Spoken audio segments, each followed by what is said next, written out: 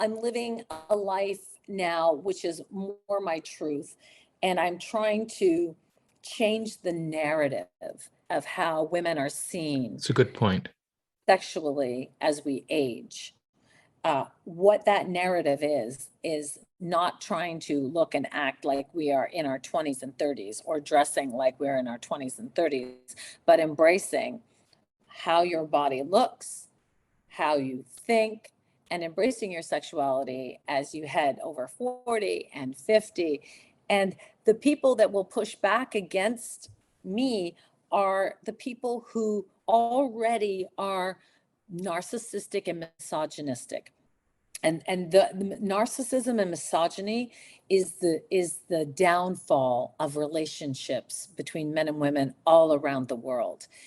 Guys that kind of stand by and hear men speak about women and suppress women and talk about women and sort of beat down women aren't doing anything to better their lives and connections with women by standing idly by and not being courageous to say, actually, dude, that's not funny.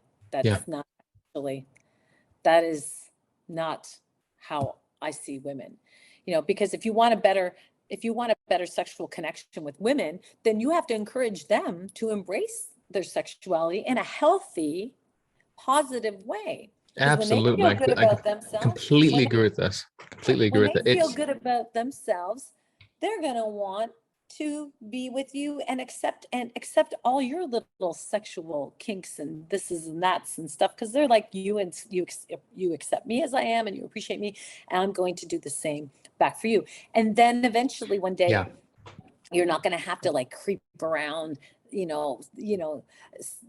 be feeling like, oh, I got to go to a rub and tug parlor because I couldn't be this way with my partner, or oh, I got to go see strippers because my partner doesn't, she's not into that. I think it's also, you're making a distinction, something I often make. It's just my own little thought project, is you've made a good example of something I often like to talk about with friends, and especially when it comes to more serious, intimate relationships. And I emphasize intimacy, is the distinction between being with someone and having someone. You can have someone for a week, a month, a year, 2 years. You can have each other.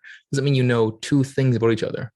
Right. But to be with someone, you could be with someone for a night, for a weekend, and know their entire life story, know every nook and cranny, every curve and curvature, every sad moment, every joyful moment, both of you together. Mm-hmm. And I think that's a key thing when you're open.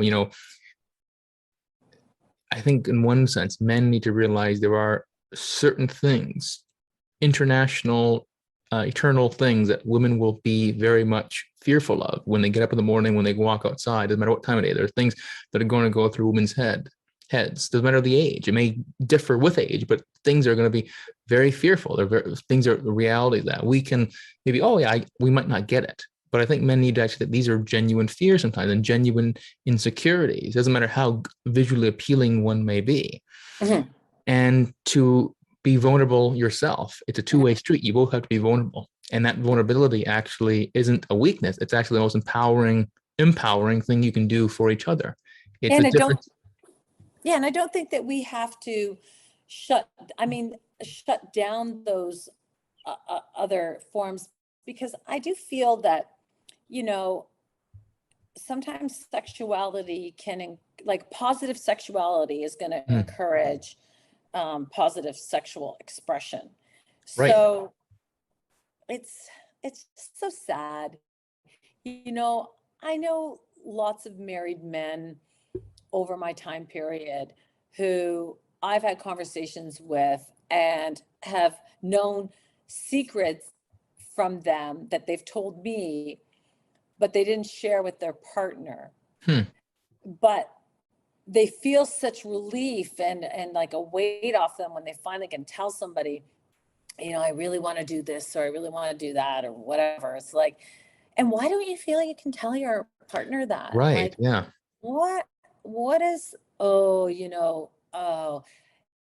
because then women's minds, I guess, start going, well, what else is in you? Tell me, what is it?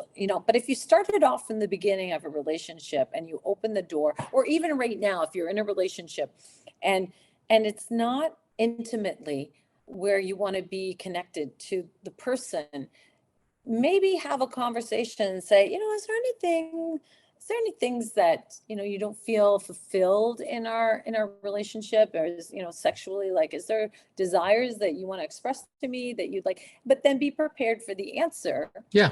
And yeah, be prepared for the answers. And